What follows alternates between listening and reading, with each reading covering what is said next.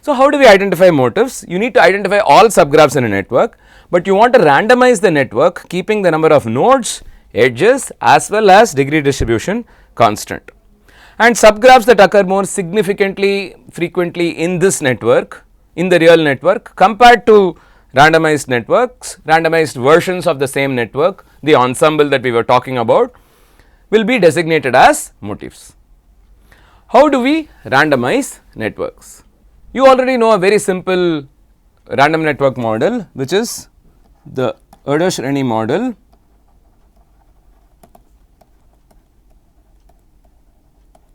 of GNM, meaning you create a graph with n nodes and m edges. So, that is a very straightforward model, but now we said we will also keep the degree distribution constant, which brings us to a very interesting model, which is known as the configuration model. The configuration model is a very powerful model for generating random graphs with arbitrary degree distributions. So far I have taught you how to generate a random graph with 3 types of distributions. It could be an Erdos-Renyi random Poisson distribution, it could be a small world kind of network which has its own degree distribution, and you also have the power law degree distribution, right. In the power law degree distribution, what you have is the probability of observing a node of degree k is proportional to k to the minus gamma, and we saw an example where it is, it will be k to the minus 3 if you have a network and you have one node coming in each time and connecting directly proportional to the degree of every existing node in the network, and so on and so forth. Okay. So, you know how to generate those kinds of degree distributions, but suppose we had to generate a network with an arbitrary degree distribution. You have a real world network like a yeast protein interaction network, and well, that might have a degree distribution like this, because you expect many of these real world networks to look like a power law, but it could also look like this, for argument's sake. So, this degree distribution is power law ish, but it is still distinct from a canonical power law distribution with, like, say, gamma is 2.3 or something like that. So, how do you generate this very specific degree distribution? Enter the configuration model. So, how does the configuration model work? It can generate a random network with an arbitrary sequence of degrees. For example, let us say we want the following degree sequence to be there, right. So, I need nodes with degrees 3, 4, 5, 3, 2, 1, 2 in the graph for 7 different nodes. Okay. So, this graph you can see how many edges will be there in total and so on, and you need to build this graph, and there can be many graphs with this kind of a degree distribution. So, how do you can you build an ensemble using the configuration model? The idea is very neat, and what you can do is you take node I and give it ki stubs corresponding to degree, right. So, we said that so this node has a degree of 3, this node has a degree of 4, this node has a degree of 5, 3, 2, 1, 2. So, we have now set up nodes with these degrees. Okay. So, in the next, and let us just bring them here, and now you randomly pick a pair of nodes and start connecting them. Okay. So, I first pick these 2 nodes and connect them. Now, I have to pick a random pair of nodes, and I have to repeat this till no stubs remain. I have a lot of stubs, I can connect them in any which way, right. I could connect this to this, this to this, this to this, and so on. Okay. So, let us see. So, there are many realizations we can do. So, let me just start going through my animations. So, you now connect these 2 nodes, then these 2 nodes, then these 2 nodes. So, at each point I am taking a pair of stubs and tying them together. So, this is what I am doing here. Okay. And now I need to connect these 2, which is connected in this fashion. Okay. And then I connect these 2, then these 2,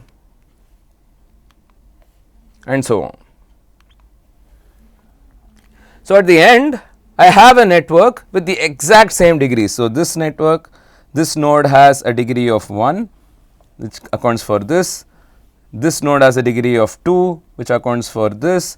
This node also has a degree of 2, which accounts for this. This node has a degree of 4, which accounts for this. This node has a degree of 3, which accounts for this, and this node has a degree of 5, which accounts for this, and this node also has a degree of 3, which accounts for this. So, essentially you have now recreated a random network with same number of nodes, same number of edges, and the identical degree distribution, well, not even degree distribution, but also the degree sequence itself, right. You have the exact number of nodes with the same with very specified degrees and so on. You can also connect this in different ways, right. So, I could now connect this, this, this, this, this,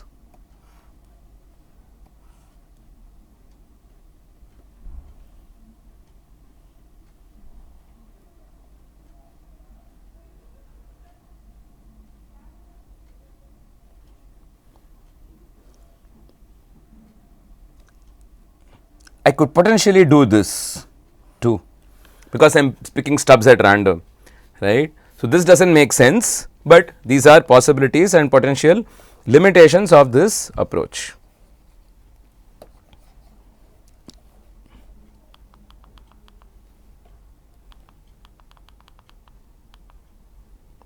Like this, right, or you could also have parallel edges between the same pair of nodes. This is a limitation, but it still lends itself very nicely for mathematical analysis and so on. So, this is not so much of a problem. There is a complementary model known as an edge switching model. So, how do you build these networks without using these stubs? So, the idea is very similar. What do? You select a random pair of edges and just swap them. So, you take AB, CD. So, AB has an edge and CD has an edge, and what you can now do is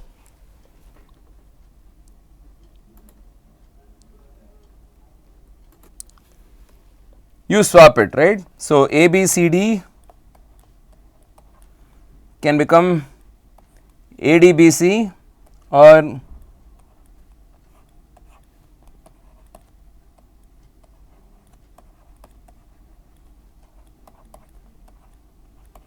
ACBD.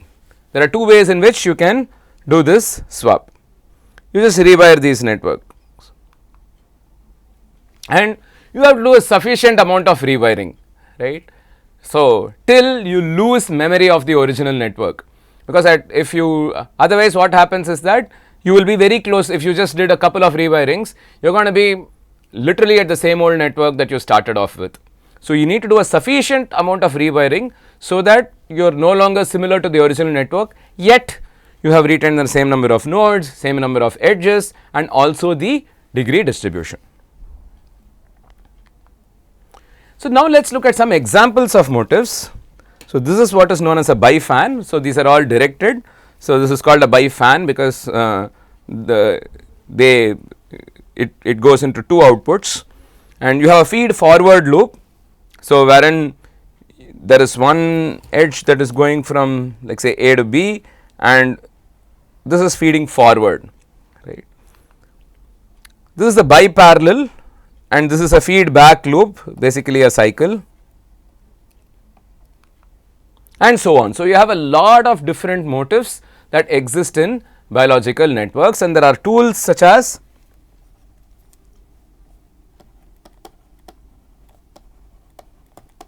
fan mod, which can be used to detect these motifs. I do not know if the tool is still available or easily usable. It used to be available online before, and I have used this tool. It gives you a very nice table of what is the estimated fraction of motifs in the real network, in random networks, and what is the corresponding Z score and so on, which is very nice.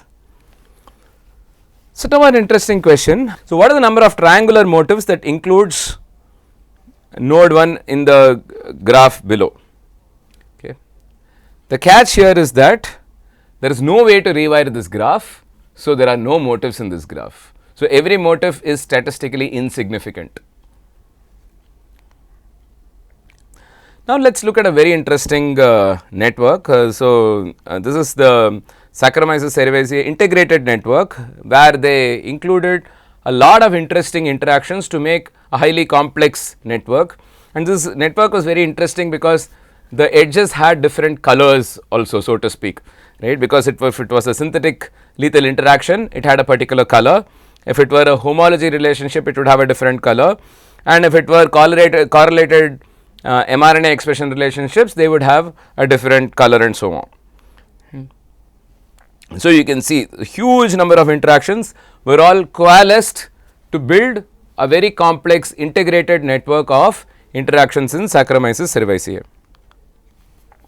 So, which had basically 5,800 nodes and 150,000 links. So, it is a very large complex network, and you see the kind of motifs that were present in this network. It is really interesting. So, if you look very closely, if you see, this is an edge that corresponds to sequence homology, and this colored edge captures correlated expression, whereas this captures stable physical interaction and so on and so forth. So, you have these all kinds of different edges that exist, and if you see this is a PRR motif and this is an HRR motif, right, and it is said that both these are statistically significant. If you see in the real network, there are about 130 of these, 1.3 times 10 to the 2, whereas in the random networks, in the ensembles, there are comparable ensembles, a proper control, basically just 3 of them. And here you see that this is about 8 plus or minus 2, whereas here you have 60 of them. So, that way you see that these are both highly significantly present. So, these are PRR examples and there are some HRR examples here and so on. So, it is very interesting, right. So, you look at not just the direction here, but you also look at the color of the edge and so on. So, the PRR, HRR, HPP, you can look at all kinds of combinations, and you can imagine this will just explode because of the combinatorial nature here, and you will have like a huge number of these motifs in such a large network, right. So, we are talking about a network with 5,800 nodes and 150,000 edges. So, you are going to have a huge number of these motifs, and you can then statistically sift out what is the more significantly overrepresented motif and then explore what consequences it has. Right. So, here you have this feed forward, co-pointing, regulonic complex, protein complex and so on. So, there are different kinds of motifs that are demonstrated in this paper. I would invite you to go and read this paper. It is a very interesting paper. Okay. And there are more motifs corresponding to neighborhood clustering based on synthetic lethality, homology and compensatory complex and things like that. So, all of these have some functional implications. So, you have too many motifs in the network, you have too many subgraphs in the network, but which of these are actually interesting, which of these have functional roles, you can sift through them by doing the statistical analysis, by doing these ensembles of networks, identifying those networks, those motifs that are very important in these networks, and then looking for, is there a biological significance to these motifs. And there is a lot more to motifs in terms of these motifs being actually clustered. This is a very nice paper that talks about the clustering of motifs, because these motifs are never independent.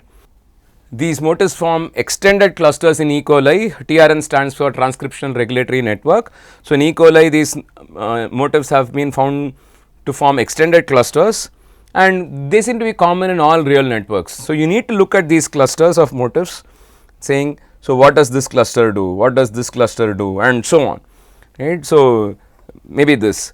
So, each of them may have biological roles that remain to be identified.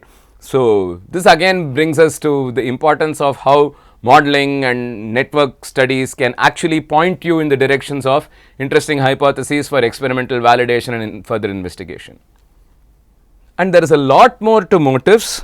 For example, how do you sample subgraphs and motifs? Because when you look at very large networks, you cannot enumerate.